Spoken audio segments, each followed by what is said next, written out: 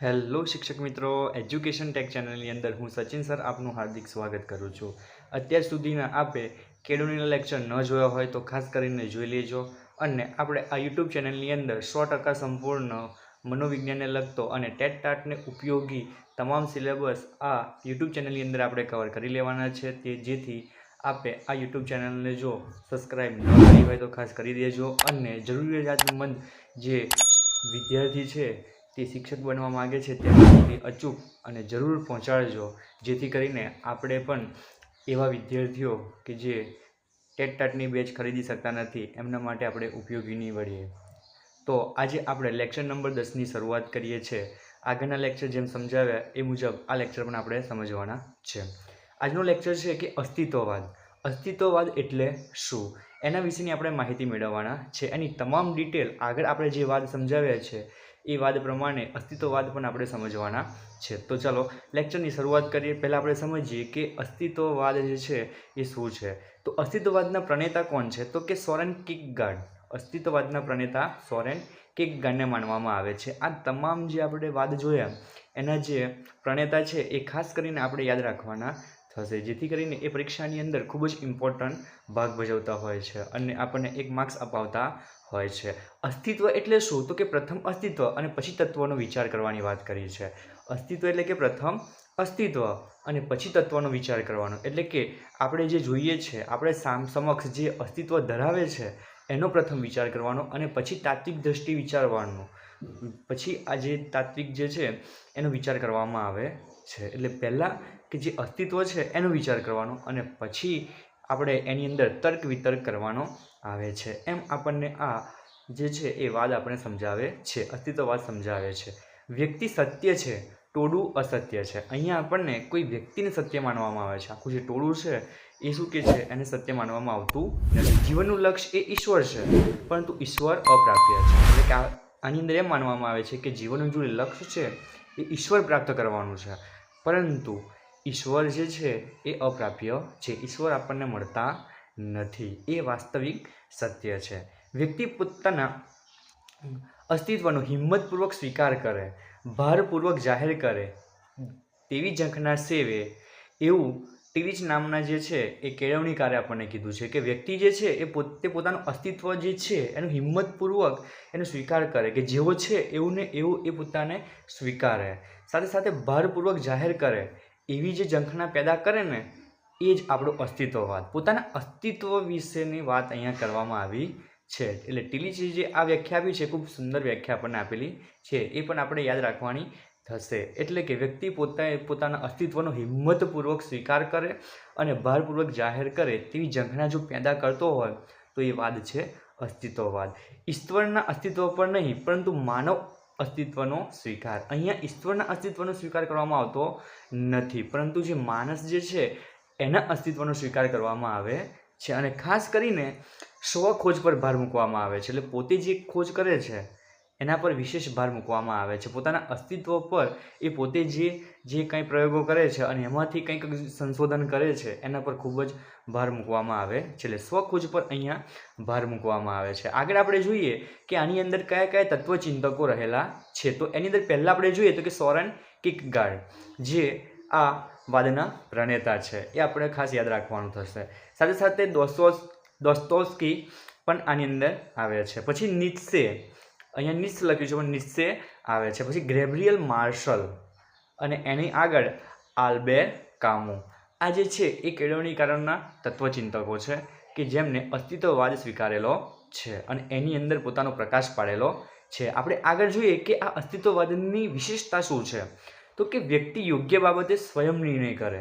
પોતે વ્યક્તિ પોતાના જે નિર્ણયો છે પોતે જાતે લે. એમ નહીં કે બીજા વ્યક્તિઓ પાસેથી મંતવ્ય માગી અને એના આધારે પોતે પોતાના નિર્ણય લે, એમ નહીં, પરંતુ વ્યક્તિ છે એ પોતે પોતાના નિર્ણય લેવા સક્ષમ બનવો જોઈએ. એટલે એના પર વધારે ભાર મૂકવામાં આવે છે. સ્વખોજ પર વધારે ભાર મૂકવામાં આવે છે. પોતાના વ્યક્તિત્વ પર વધારે ભાર મૂકવામાં આવે છે. અહીંયા આપણે જોઈએ કે સ્વખોજ પર ભાર મૂકવામાં આવે છે. વ્યક્તિ પોતે પોતાની અંદર જે આવડત રહેલી છે, પોતાની અંદર શક્તિ રહેલી છે, અથવા તો પોતાની અંદર જે પોતાનું વ્યક્તિત્વ છે એનો સ્વીકાર કરવાની વાત કરી છે. ઈશ્વર માણસને નથી બનાવ્યો, પરંતુ માણસ ઈશ્વરને બનાવ્યો છે. અહીંયા કીધું છે કે ભાઈ ઈશ્વર જે છે એમને માણસને નથી બનાવ્યો, પણ બધા માણસો ભેગા કરીને ઈશ્વર છે એમ બધાએ સ્વીકાર્યું છે. એટલે કે માણસે ઈશ્વર બનાવ્યો છે એમ આ જે વાદ છે એની અંદર કહેવામાં આવ્યું છે. મૂલ્યોનો આધાર માણસ છે અને માણસને કોઈ આધાર નથી. એટલે કે દરેક મૂલ્યનો જે આધાર છે એ પોતે માણસ પોતે છે, પરંતુ માણસ એ કોઈનો આધાર છે નહીં. એટલે માણસ કોઈનો આધાર હોતો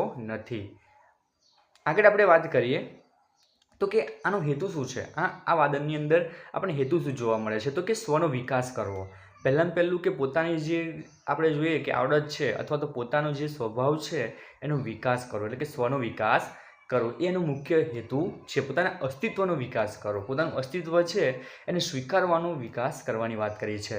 સભાનતાનો વિકાસ, વ્યક્તિ પોતે સભાન હોવો જોઈએ, કોઈ પણ બાબતની અંદર પોતાની અંદર સભાનતા આવે એવો આનો હેતુ છે. પછી આચાર વિચારની પસંદગીની તકો, એટલે કે વ્યક્તિને પોતે આચાર વિચારની જે પસંદગી મળે છે એની જે તક મળે છે એ પોતે પોતાની સભાનતાપૂર્વક અથવા તો એની ઉપર એ કાર્ય કરી શકે અથવા તો એ પસંદ કરી શકે. સ્વયં જવાબદારી સ્વીકારે, એટલે કે જે જવાબદારી છે એ પોતાની જાતે સ્વીકારતો થાય, પોતે સ્વીકારતો થાય એમ આ વાદની અંદર આપણે સમજાવ્યું છે. પોતાના મૂલ્યો સ્વીકારે, પોતે શું કરવું છે શું નથી કરવું એ મૂલ્ય પોતે જાતે નક્કી કરે અને પોતે સ્વીકારે. એના પર આપણને અહીંયા વિશેષ ભાર મૂકવામાં આવેલો છે.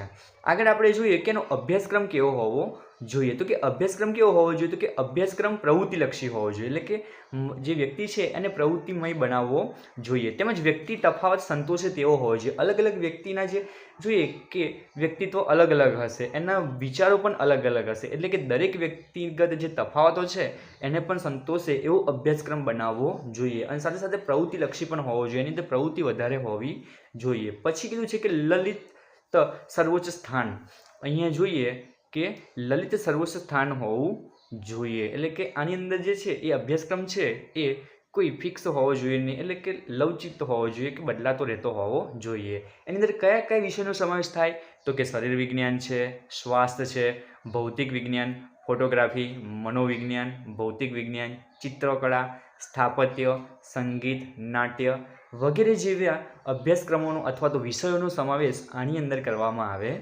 છે. આગળ આપણે વાત કરીએ તો કે અધ્યાપન પદ્ધતિ, એટલે કે શીખવાની રીત કઈ પદ્ધતિથી આ જે અસ્તિત્વવાદ છે એ આપણે શીખી શકીએ છીએ. તો એની અંદર પહેલી આવે છે કે સંવાદ પદ્ધતિ. તમે જો જૂથની અંદર એકબીજા સાથે સંવાદ કરી અને એનું વ્યક્તિત્વ અને તમારા વ્યક્તિત્વ વિશે તમે અધ્યયન કરી શકો, એટલે કે સંવાદ.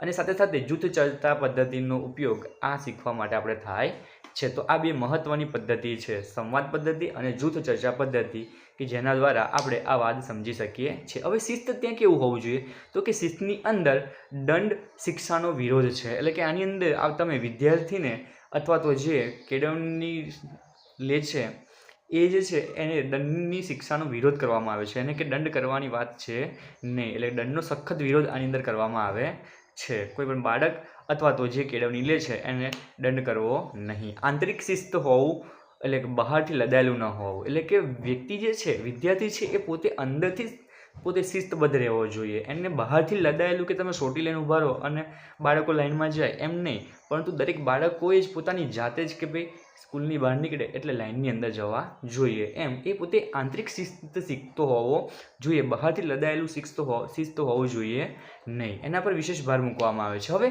તો કે એનો શિક્ષક કેવો હોવો જોઈએ. શિક્ષક એ કેવો હોવો જોઈએ તો કે વિદ્યાર્થીઓને વિશાળ અનુભવો પૂરા પાડે, એટલે કે જે શિક્ષક છે એની પાસે ઘણા બધા અનુભવો હોવા જોઈએ કે જેથી કરીને એ વધારેમાં વધારે જો એના અનુભવો વિદ્યાર્થી સમક્ષ રજૂ કરશે તો વિદ્યાર્થી પણ પોતાની કારકિર્દીની અંદર એનો ઉપયોગ કરશે, એટલે કે વધારેમાં વધારે અનુભવો પૂરા પાડે તેવો હોવો જોઈએ અને પોતાની કારકિર્દી સુધી પહોંચાડવા મદદ કરે.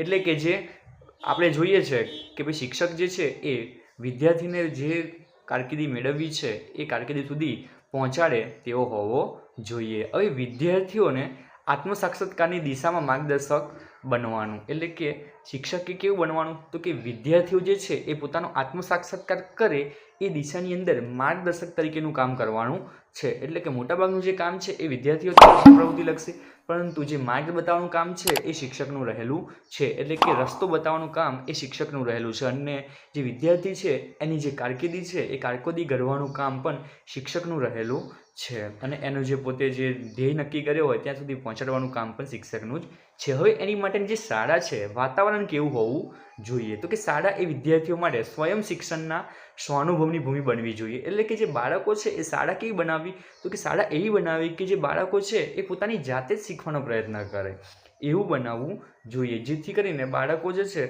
એ ખૂબ સારી રીતે પોતાના અનુભવથી પોતે પ્રવૃત્તિ કરી અને એ શીખતો બની જશે. એટલે કે એવું આપણે વાતાવરણ શાળાનું હોવું જોઈએ. તો આ રીતના આપણે આ જે છે એ કેળવણીની જે વિચારધારા છે અને એની અંદર પણ આ અસ્તિત્વવાદનો આપણે સંપૂર્ણ પરિચય જોઈ લીધો અને આની અંદરથી આપણને પરીક્ષાની અંદર આપણને ઘણું બધું ઉપયોગી થવાનું છે. ટેટ-ટાટને લગતા તમામ જે વિડીયો છે 100% મનોવિજ્ઞાન સિલેબસ જે છે એ આપણે આ યુટ્યુબ ચેનલની અંદર આપણે કવર કરવાના છે.